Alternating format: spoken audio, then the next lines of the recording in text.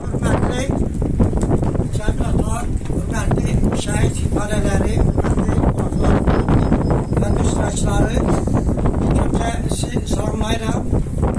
Qeyd etmək lazımdır ki, müasir, müstəqil Azərbaycan Respublikasının bütün rəhbərimiz, uzaqgörən siyasi xadim, Azərbaycan adlı şəhərsərin müəllifi Heydər Əliyevin siyasi varisi olarak onun siyasetini halkımızın desteğiyle 2003. ilden itibaren həyata geçiren Cənab İlham Əliyevin komandanlığıyla həyata geçirilen 2.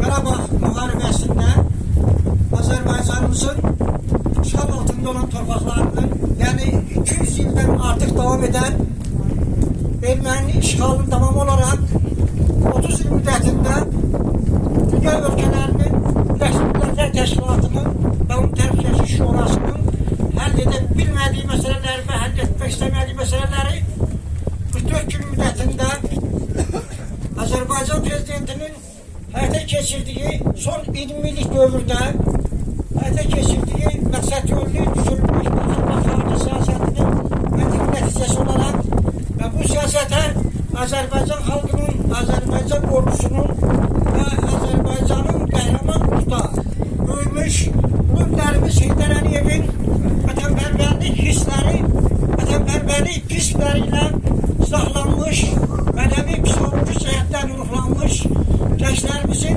qəhrəmanlığı, igidliyi, cəsurluğu sayəsində Azərbaycanımızın ərazi bütövlüyünü təmin edərkən en yüksek zirvəni, əbədi yaşarlıq zirvəsidir.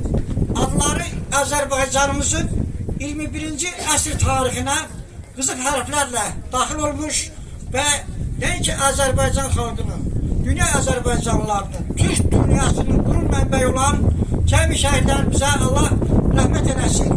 Onları qəhrəman uruqda böyüdən, onları vətənpərvər uruqda tərbiyələndirilmiş və Azərbaycan Prezidentinin siyasətine destek vererek ülkemizin müdafiəsinə yönetmiş her bir şehit atasına, her bir şehit anasına derin teşekkürümüzü ve minnettarımızı bildiririk.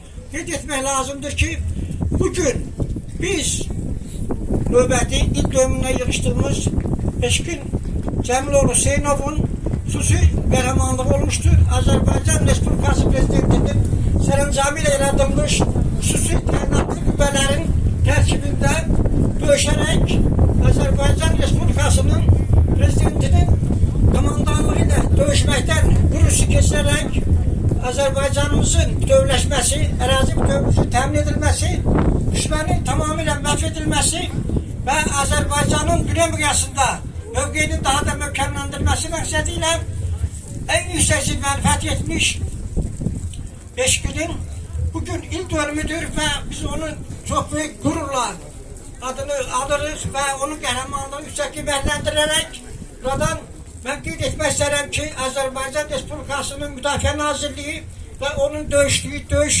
komandanlığı, əsgərləri, zabit heyətinin üzvləri və digər şəxslər onun döyüş yolu barəsində geniş informasiya toplayaraq, məlumatları toplayaraq, onun qəhrəmanlığını yüksək qiymətləndirərək, onu mükafatlandırmaq məqsədilə və ona Azərbaycanın milli qəhrəmanı, Vətən Müharibəsi qəhrəmanı adı verilməsi məqsədilə Azərbaycanımızın Ali Başkomandanı, Azərbaycan Respublikasının Prezidenti Cənab İlham Əliyev qarşısında vəsadət qaldırsınlar və tezliklə əminlik ki, Eşkin Hüseynova Azərbaycan Respublikasının milli qəhrəmanı, Vətən Müharibəsi qəhrəmanı adı veriləcəkdir. Ona görə ki, Tovuz rayonundan vətənimizin müdafiəsində iştirak etmiş her bir şəhidimiz qəhrəmandır, vətənpərvərdir. Onun məntiqi nəticəsidir ki, çox yüksək səviyyədə Azərbaycanımızın ərazilərinin bütövləşməsində çox fəal iştirak etmişlər. Və müasir dövrümüzü yazmış, Azərbaycanımızın 21. əsr tarixini yazmış her bir şəhidimiz Azərbaycanımızın milli qəhrəmanıdır. Vətən müharibəsi qəhrəmanıdır. 21. əsr Azərbaycan xalqının tarixinə, Türk dünyasının tarixinə, dünya Azərbaycanlılarının və tərəqqipərvər bəşəriyyətin tarixinə adları əbədi daxil olmuşdur. Ona göre ki onlar 1994 yılın 12 Mart tarihinden 1. Qarabağ Müharibəsini ilk olarak tüm meselelerin sülh yoluyla halledilmesi istikametinde həyata keçirilən son 17 il ərzində, 30 il ərzində dünya ölkələri bu məsələnin sülh yoluyla həll edilməsi istiqamətində heç bir tədbiri həyata keçirməmişlər.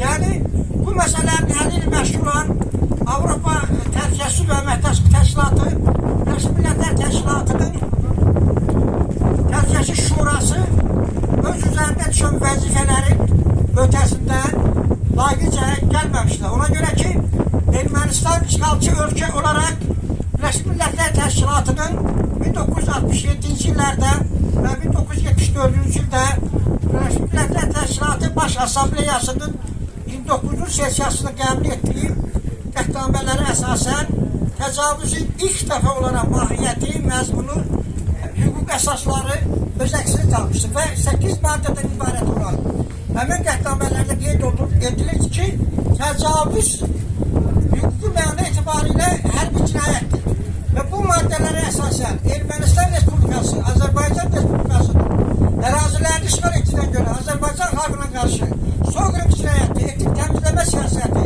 deportasiya siyasəti həyata keçirdiyinə görə heç bir halda hərbi cinayət törətmiş ölkə olaraq tanınması istiqamətində beynəlxalq təşkilatlar, o cümlədən qeyd etdiyimiz kimi Birləşmiş Millətlər Təşkilatının Təhlükəsizlik Şurası heç bir tədbir görməmişdir.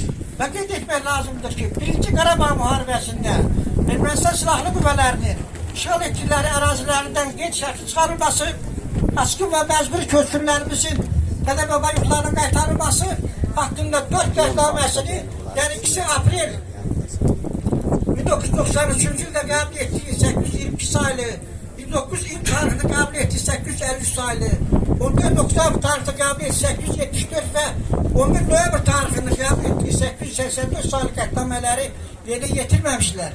Və nəhayət ki, Azərbaycan Respublikası Prezidenti Silahlı Qüvvələrimizin Ali Baş Komandanı Cənab İlham Əliyevin həyata keçirdiyi məqsədli yönlü siyasətə Azərbaycan xalqının verdiyi dəstəyin nəticəsi olaraq və şəhidlərimizin qəhrəmanlığı sayəsində dünya ölkələrinin həll edə bilmədiyi məsələləri və həll etmək istəmədikləri Ermənistan Respublikasının qeyd etdiyi maddələrin tələblərinə uyğun olaraq hərbi cinayət törətdiyi ölkə olaraq beynəlxalq miqyasda elan etmədiklərinə görə Azərbaycan Prezidenti, Azərbaycan xalqının, Azərbaycan gənclərinin eşqin kimi minlərlə, yüzlərlə gəncimizin vətənpərvərliyinə, humanizminə, vətənə olan sevgisinə arxalanaraq, Azərbaycan ordusunun gücünə arxalanaraq, Azərbaycan Respublikası Konstitusiyasının 111-ci maddəsinin Birləşmiş Millətlər Təşkilatı Nizamnaməsinin 51-ci maddəsi tərəflərdən uyğun olaraq, beynəlxalq hüquq normalarına uyğun olaraq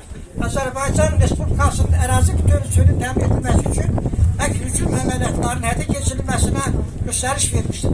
Və burada əldə olan nailiyyətlərin hər biri üçün bizim şəhidlərimizin əbədi yaşarlıq zirvəsini fəth etmiş şəhidlərimizin xüsusi qəhrəmanlığı, igidliyi vardır. Ona görə də mən bu faktları ona görə qeyd etdim ki, həqiqətən hər bir şəhid Azərbaycan Respublikasının milli qəhrəmanlıdır, vətən müharibəsi qəhrəmanlıdır ki, ona görə ki, bir daha qeyd edirəm ki, dünya ölkələrinin həll edə bilmədiyi məsələləri bizim qəhrəman iki cəsur oğullarımız, qəhrəman şəhidlərimiz 44 gün ərzində həll etmişdir. Ona görə də bir daha qeyd edirəm ki, Azərbaycanımızın ərazi bütövlüyünün, suverenliyinin təmin edilməsi uğrunda Azərbaycan Prezidentinin komandanlığı ilə gedən döyüşlərdə ən yüksək zirvəni, əbədi yaşarlıq zirvəsinin fəth etmiş hər bir şəhidimiz Azərbaycanın milli qəhrəmanıdır, vətən müharibəsi qəhrəmanıdır.